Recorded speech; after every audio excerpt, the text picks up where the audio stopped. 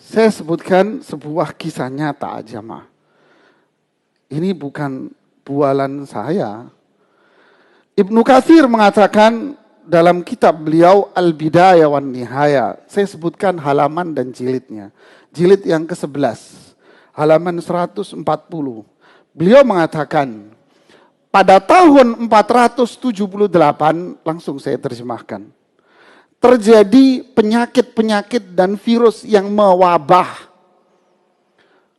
Terjadi virus-virus yang mewabah saat itu di kota Irak, Hijaz, Makkah, Madinah, dan di daerah Syam, Palestina, Suriah, Libanon, dan Yordan. Terjadi virus yang mewabah di negara-negara ini tahun itu. Dan itu diiringi oleh kematian di saat itu yang mendadak akibat dari virus itu. Kematian luar biasa di negara-negara itu. Dan diikuti pula oleh kematian binatang-binatang di daerah itu. Hatta azzatil albanu wal luhum, sehingga kami susah untuk mendapatkan susu dan daging bahan pokok. Kemudian di saat yang sama terjadi sebuah fitnah hebat. Apa itu? Tersebarnya agama Syiah di tengah masyarakat.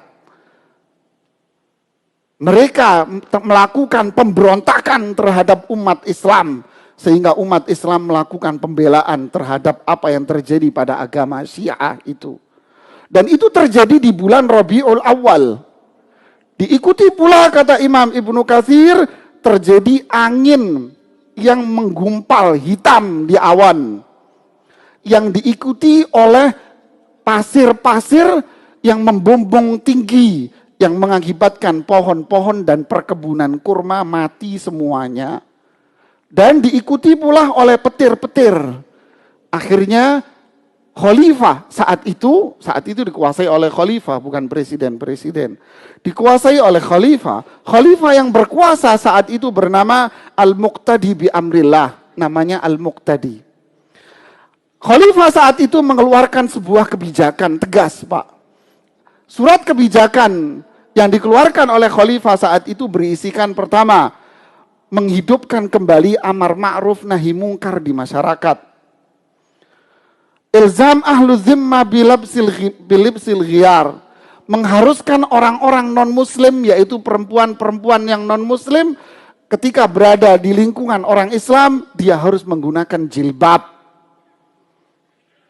Kemudian menutup semua kafe-kafe yang dimana di situ tempat orang live musik, dan menghancurkan semua peralatan-peralatan musik.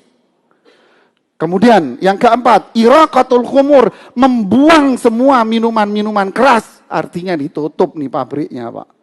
Wa ikhraju ahlil fasad minal ardi, adapun orang-orang non-muslim yang ingin merusak umat Islam diusir dari negeri Islam. Athabahumullahu wa rahimah, semoga Allah memberikan pahala kepada sang khalifah. Poin-poin yang ditegaskan oleh sang khalifah itu pun akhirnya dilaksanakan oleh umat Islam.